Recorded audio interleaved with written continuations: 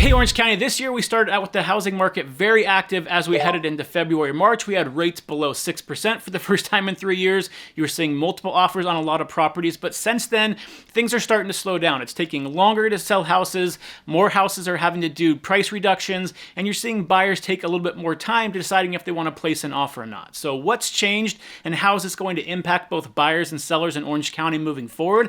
That's exactly what we're going to talk about today on my Orange County housing market forecast for this summer. So let's go ahead and get into it. Okay, so like all these episodes, let's first talk about what's happening in the housing market right now in Orange County. Then we'll go over what to expect over the next couple months and how that could be impacted by different things happening in the economy. And then finally, we'll wrap up with my advice for both buyers and sellers who are thinking of getting into the market over the next couple months. So let's first start with what's happening right now in Orange County.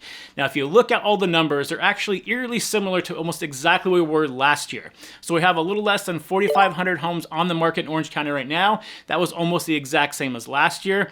We have about 50% of homes going into escrow at or above asking price and 50% going into escrow below asking price.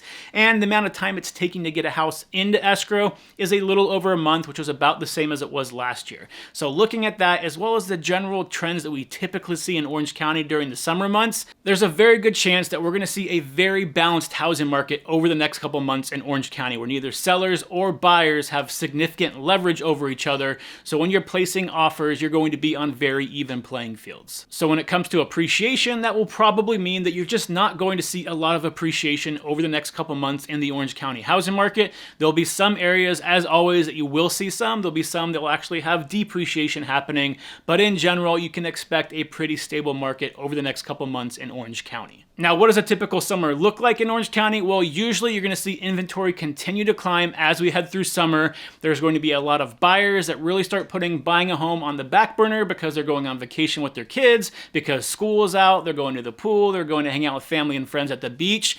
So you typically see inventory continue building as the months go on, all the way through fall before it starts dropping off as we head through the holidays. So buyers are going to have more homes to choose from. Sellers are going to have more competition. They're going to have to be more strategic when they place their home on the market. But overall, like I said, if these trends continue through the summer, you can expect home appreciation to remain relatively level the entire summer, where you're not going to see anything significant happen in general going up or down in the next couple months in the market. Now, there's always exceptions to that. Every neighborhood's going to be slightly different. There'll be neighborhoods where you see more appreciation and neighborhoods where you might see some depreciation as well. So you definitely want to make sure you talk to a local real estate agent and look at your neighborhood specifically to figure out what's going on locally to make a decision if you want to buy or sell right now. Now, all of that being said, the biggest factor that always determines what's going to happen in the housing market looking forward is going to be interest rates. And because we've seen such wild swings in interest rates over the last couple years, we have a pretty good understanding of when demand starts dropping off significantly and when demand starts picking up significantly depending on the rate is. So right now, interest rates are hovering around 6.4% as I'm recording this. And what we've seen in the past is when interest rates get up close to that 7% range, that's when demand significantly drops up. If we saw interest rates go up to that 7% range again this summer, you can start making a case to actually see home prices slightly go down if we ever got rates back up to that 7% again. Now, on the other end of things, if rates get down to 6% or even lower, expect the market to pick back up significantly, and you're likely going to see multiple offers on a lot of homes, because that's exactly what we saw in February as well as October of last year when we started seeing interest rates go down for a couple weeks at a time below that 6% range. So really, it's going to depend on what happens to interest rates. Right now at 6.4%, we're seeing a pretty equal housing market. So again, the buyers and sellers are on very equal playing fields.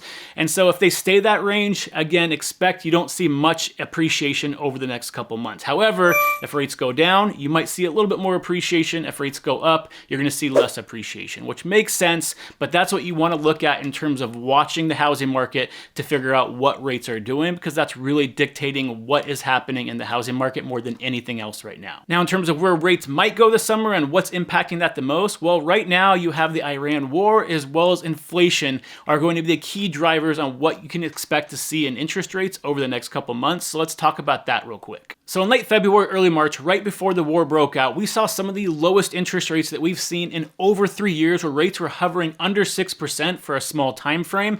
But as soon as that war broke out, we saw rates jump up to 6.7%, and really they've remained elevated ever since. Right now, again, we're hovering around 6.4%, and we've been going between about 6.6 and 6.2% up and down, depending what the news of the day brought. So until that conflict has some type of resolution to it, there's going to be uncertainty in the market. And when there's uncertainty in the market, interest rates are going to remain elevated. Now, on top of that, because of the type of war it is that's impacting oil prices as well, inflation has been going up, especially over the last 2 months, and that also keeps interest rates up as well. So because of those two things together, we're not really expecting to see interest rates drop anytime soon unless there's some type of resolution to this that's going to drop oil prices and some type of long-term agreement where you're not going to have any more issues with Iran for the foreseeable future. Unless that happens, you can expect interest rates to stay relatively calm around this range over the entire summer. And one final thing with the war going on in Iran right now, it's also impacting both buyer and seller sentiment, which is keeping buyers on the sideline to wait to see what happens, and the same thing on the seller side as well.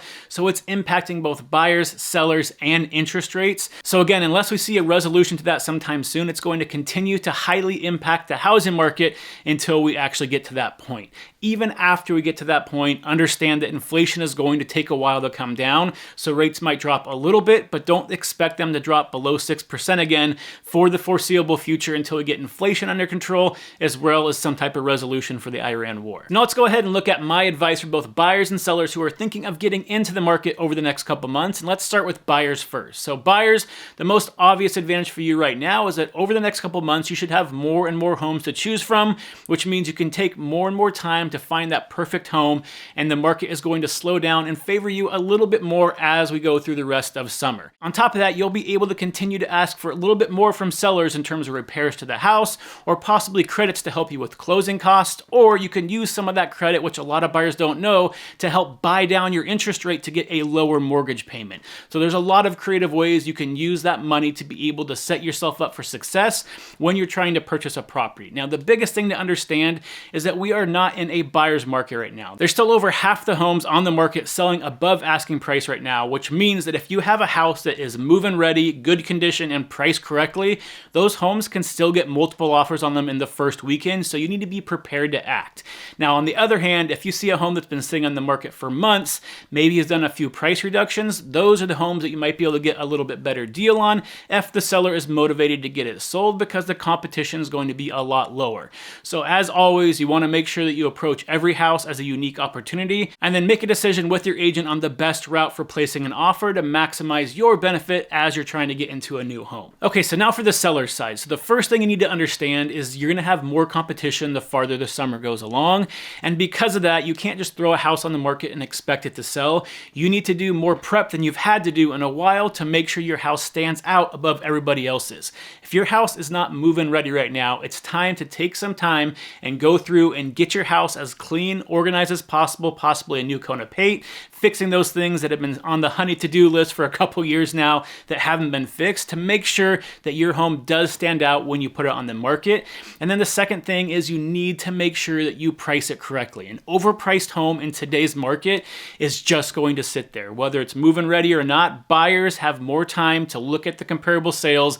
They know if it's overpriced or not, and you're not going to get the traffic you need to sell your house if you overprice it in today's market. So making sure you have a great marketing strategy.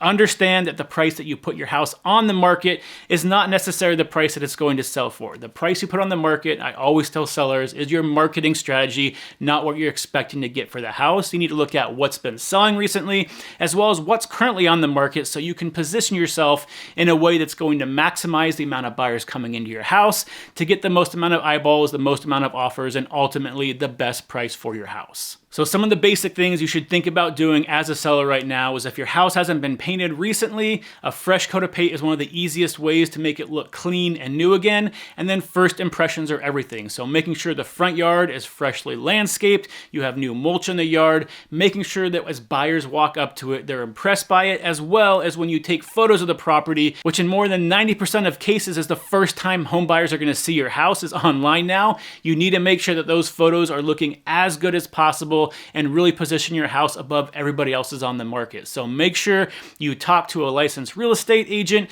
and get that plan in place on what you can do to maximize your return on investment when you eventually place your home on the market. Now, finally, if you are thinking of buying or selling a home in Orange County over the next couple months, but have more questions about the process or just have a very specific question that has to do with your situation, if you want, you can set up a free discovery call with me. You can look at the description below. I have a link down there.